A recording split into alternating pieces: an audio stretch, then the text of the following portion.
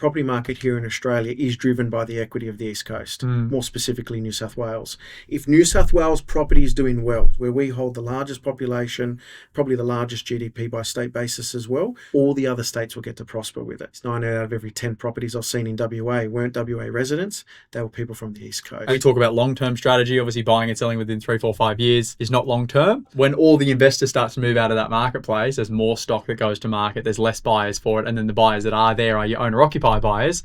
Owner-occupier buyers go, fuck, I'm not paying that for it. I know 5 years ago I could bought that house for 700 grand, and then slowly the market starts to level out at where owner-occupiers see value, right? Tassie was a good example of that. And Tassie's been flat for the last 4 years. It had a really good run for 3 years before the COVID boom. Properties were moving substantially, and now it's definitely been flat. If anything, I think it's seen some negative quarters of growth. What's driving these hotspots? What's driving people to all invest in one area? It's a concentration of forums and a concentration of property professionals.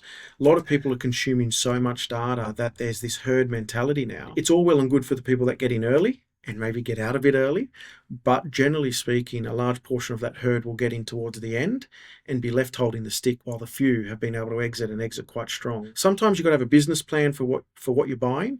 Sometimes you do get lucky and you do time the market really well, but that business plan of the exit and where you move that money into is also crucial as well.